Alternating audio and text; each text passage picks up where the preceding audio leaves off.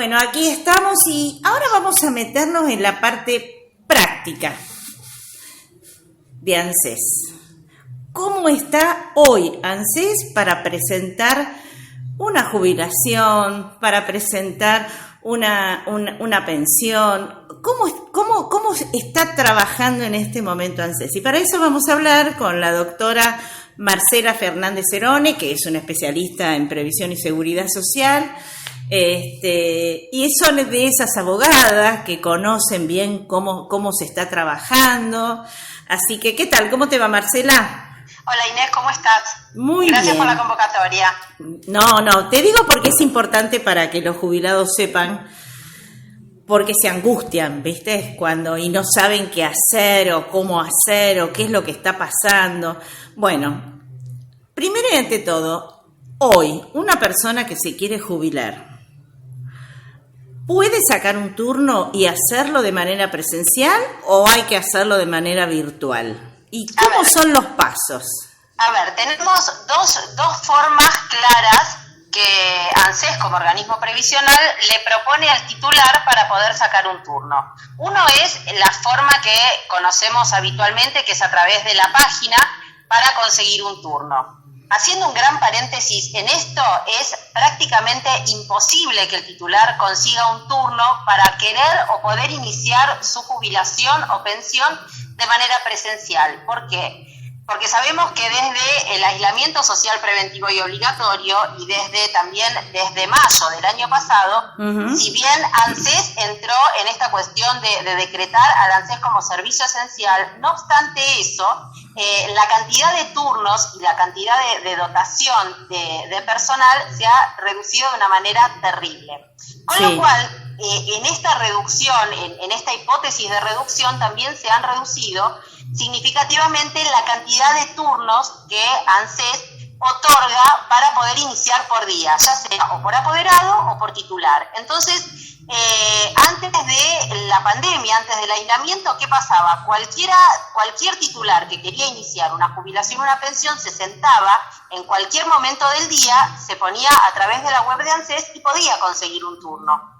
Hoy por hoy, desde el año pasado, a partir de que ANSES pasa a ser servicio esencial, no obstante ser servicio esencial, prácticamente es imposible, es materialmente imposible conseguir un turno. Quiere decir que aquella persona, ya sea un apoderado o ya sea mismo un titular o un familiar que quiere sacar turno, para un titular, para iniciar una jubilación o una pensión, o peor, una invalidez, por ejemplo, tiene que empezar a hacer una cuestión de prueba cada un segundo para iniciar o para intentar sacar un turno a partir de la web de ANSES una vez por segundo. ¿Desde qué hora? Probablemente desde las 6 de la mañana hasta las 9 de la mañana, hasta que intente conseguir un turno. A ver, si yo a cualquiera le digo, bueno, usted póngase desde las 6 hasta las 9 de la mañana que consigue un turno, y quizás la gente lo hace con la sola finalidad de conseguir el turno, pero en casualidad no lo consigue. O sea, nadie le puede garantizar, ni siquiera ANSES, cuando la gente va a reclamar, nadie puede garantizar que haciendo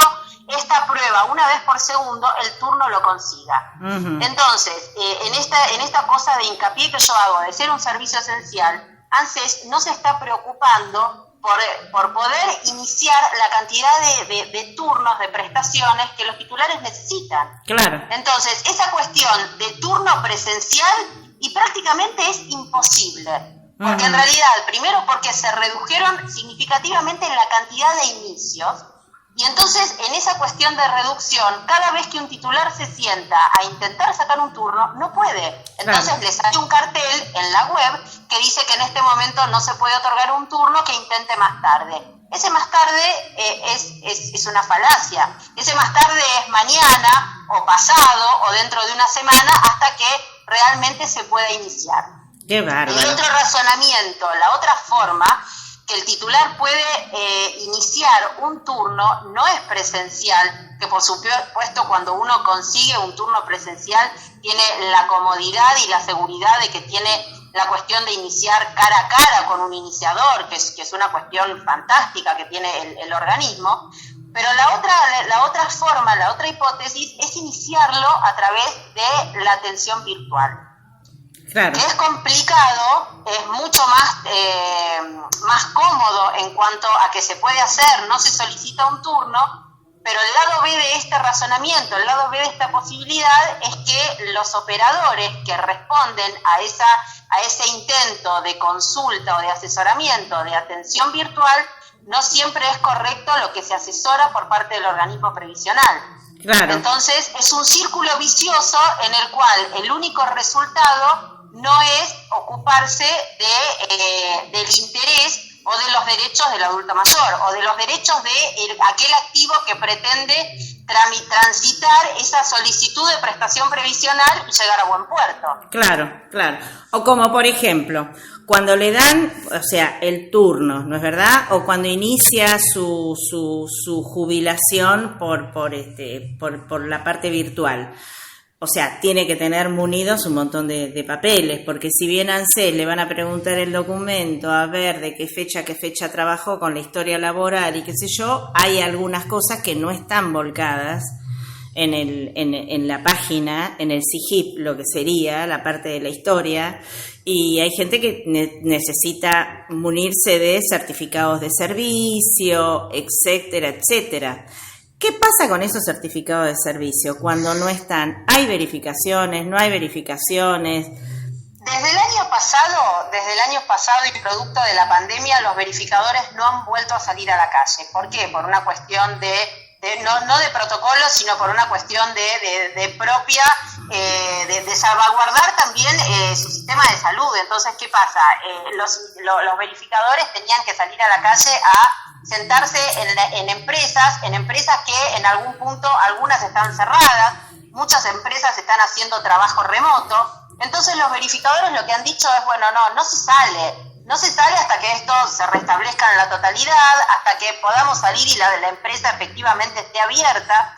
Porque ¿qué pasa? El verificador es el que tiene contacto con la empresa, no contacto con el titular, sino que en realidad a partir de lo que el titular declara tener o en función de la documental declara mostrar, el verificador es el que va a la empresa y mira la fuente documental que supuestamente tiene en función de esa cantidad de servicios que propone o que presenta el titular. Claro. Entonces, los verificadores no han salido a la calle. Entonces, volvemos a este círculo vicioso, que el verificador no sale a la calle, el operador en muchos casos, ¿qué hace? Responde y resuelve en función solamente a lo que tiene la historia previsional o la sábana, como comúnmente lo conoce la gente. Claro. Entonces, no te digo en el 100% de los casos, pero en el 90% de los casos, la sábana o la historia previsional es absolutamente fehaciente a lo que la gente trabajó. No. Tenemos claro, empresas muy reconocidas, instituciones muy reconocidas, que ANSES, una vez presentada la documental pertinente, como las certificaciones de servicios, te digo, universidades, facultad de medicina, que no están informatizadas en algunos años respecto de la sábana o de la historia previsional, y que ANSES finalmente las toman, pero que si uno a simple vista analiza el SIGIP, no la ve, no lo toma. Claro. Entonces, ¿por qué en algún punto el operador de esta atención virtual, que en definitiva, si el operador es parte integrante del ANSES, de este organismo previsional, no forma parte de defensa del titular, de defensa del futuro jubilado? Claro, porque a veces inclusive también difieren fechas de un certificado que la persona tuvo su inicio en ese trabajo de acuerdo al certificado, y por ahí lo que está volcado en la sábana no condice. Exactamente. Y aparte, en esta cuestión de presentación o de resolución rápida que ha hecho el ANSES el año pasado, también, ¿qué otra cosa se priorizó? Y se priorizó no el análisis minucioso y detallado de cada expediente en particular, que por supuesto lleva tiempo, porque hay que contrarrestar, hay que analizar la fuente documental que presenta el titular con lo que tiene el ANSES, hay que empezar a bajar pantallas que mismo el ANSES tiene. Claro, entonces, de las empresas. ¿qué fue lo que se priorizó? Claro, ¿qué fue lo que se priorizó? Se priorizaron altas con moratorias. Claro, entonces, porque es más cómodo. Es más cómodo rápido para ellos, todos. Ahora, en esta cuestión de comodidad y de rapidez, que por supuesto es comodidad para el ANSES y es rapidez para resolución del ANSES, ¿con qué nos encontramos? Y nos encontramos que el año pasado se resolvieron o se acordaron un 48% menos de altas respecto de otros años. Claro.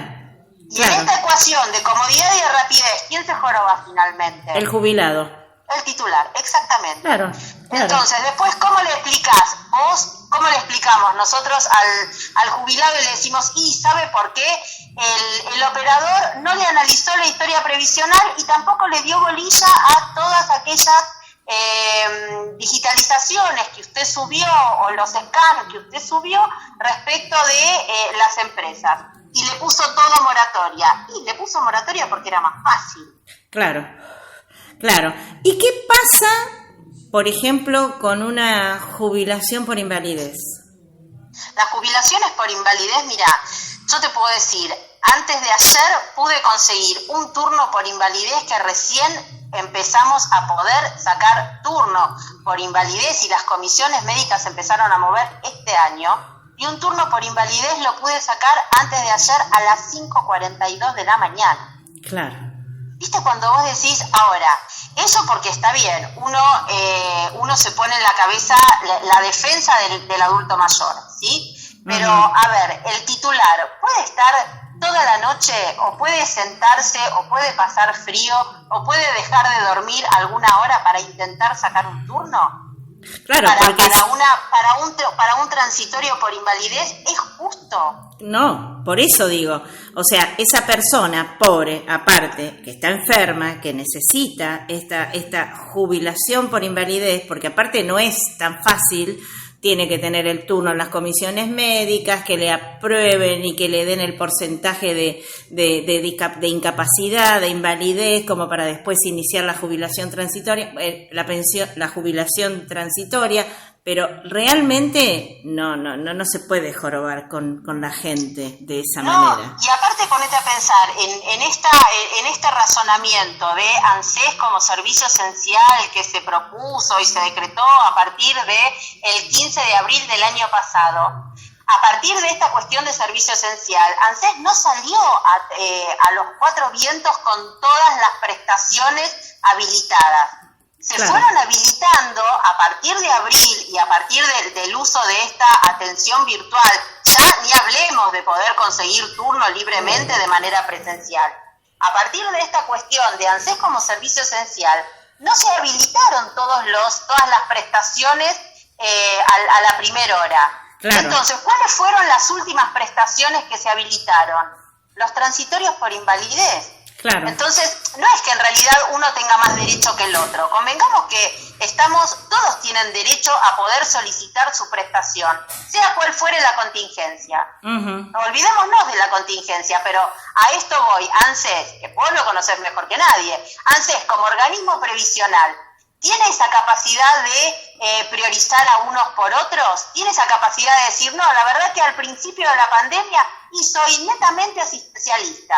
Voy viendo qué pasa y voy viendo qué habilito o no respecto de las prestaciones. Claro. Si en realidad es el organismo previsional por excelencia. No podés priorizar una cosa por otra. Sí.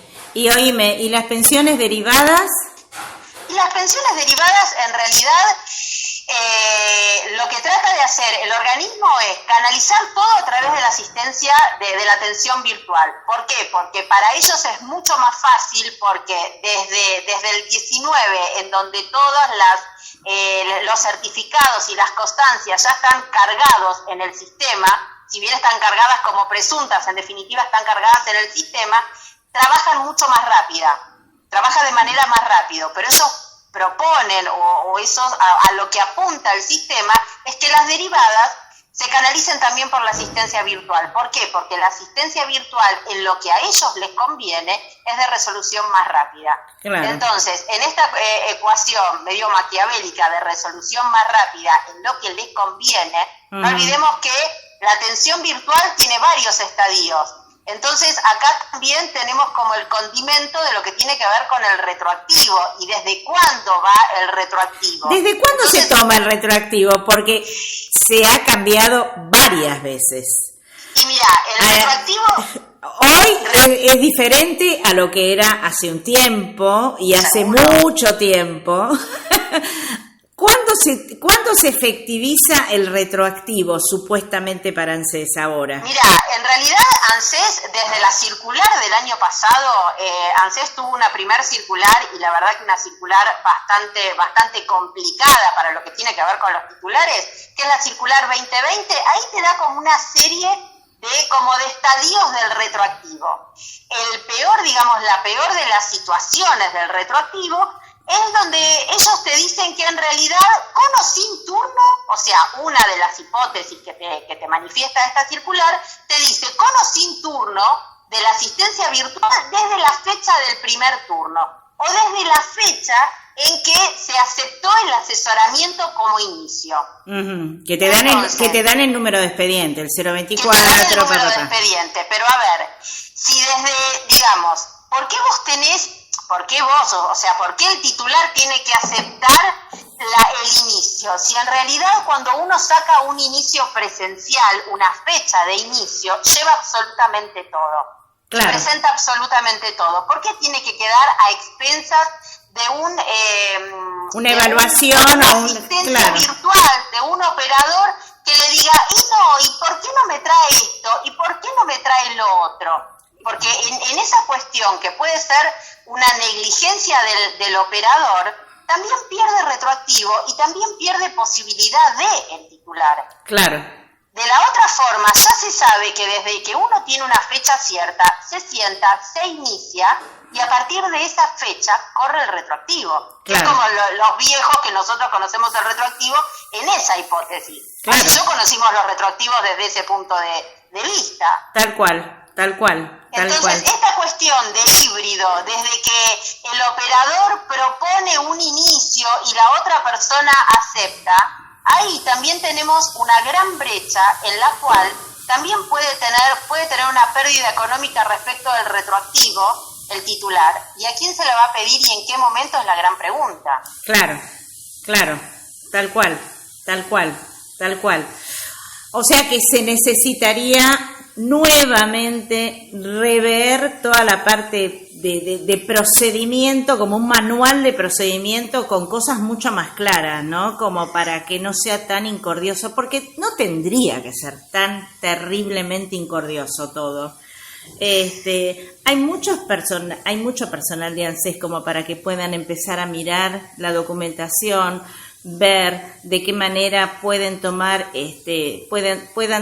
años de servicio como para no incorporarlos en moratoria. Es un trabajito, pero es un trabajo que se ha hecho siempre.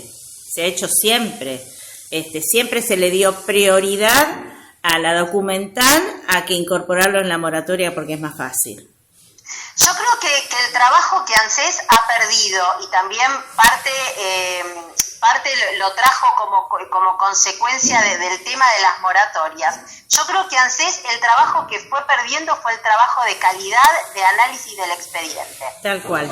Porque vos que tenés muchos años en la administración y yo que tengo muchos años en la trinchera de lo que es el trabajo de presentación, cuando estaban los famosos operativos al principio de la moratoria, acordémonos que el empleado de ANSES, ¿qué quería? Agarraba el expediente fácil y si podía meterlo con 30 años de moratoria, lo hacía. Era mucho más fácil. No importa cómo se presentaba, pero era mal llamado palo y a la bolsa. ¿Por qué? Porque en el operativo se cobraba por expediente iniciado y eso quizás podía pagar las vacaciones de algún empleado, ¿se entiende? Entonces, esta cuestión de análisis de análisis de expediente, claro, de análisis de calidad del expediente, aplicar la probatoria, si una persona no tenía, los recibos de sueldo, ver en qué calidad trabajaba, cuál era su fecha inicial, porque los recibos de sueldo obviamente es documental, válida, todo ese análisis se hacía antes.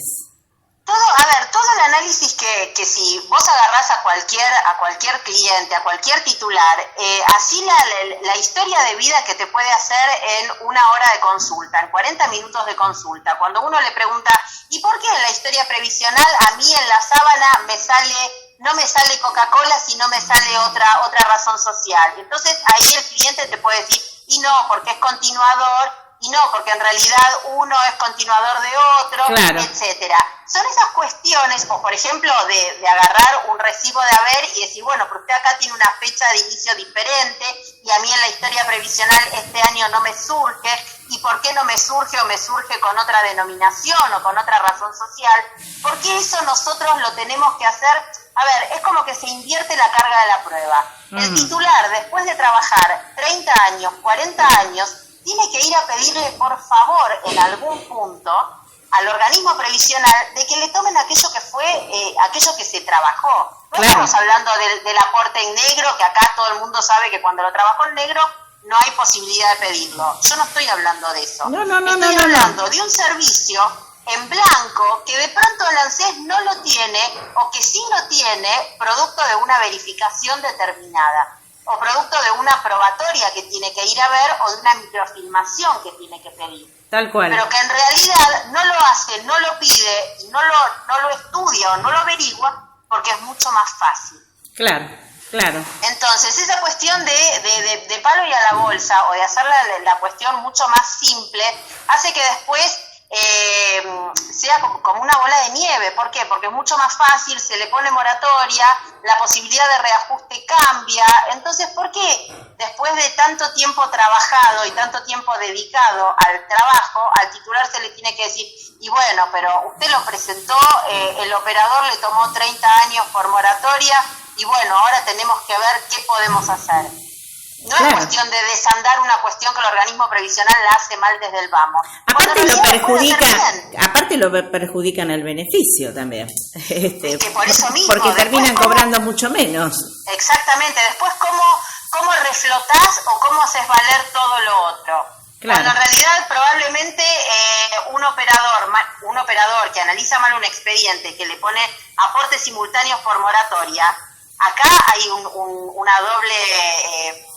doble análisis. Un aporte simultáneo por moratoria, primero y principal estás haciendo pagar al señor algo que no le corresponde. Tal cual. Ya lo tenía con una relación de dependencia, que para qué miércoles va a terminar pagando una moratoria, por ejemplo. Tal cual. Y eso, en definitiva, y al final de todo el cuento, también lo perjudica en el monto de la prestación. Claro, tal cual. Entonces, es toda una bola de nieve que, lo que yo digo, con un análisis de calidad, ojo, que hay mucha gente, que lo hablábamos hace un rato con vos, hay mucha gente muy capaz en ANSES que esto lo puede hacer, o que incluso gente que trabajó mucho tiempo para el organismo y que puede capacitar a aquellos que son operadores que no tienen nuevos, calidad en el análisis. Claro, tal cual, pero entonces, desde la idea está en poner gente que sepa y que en definitiva defienda los intereses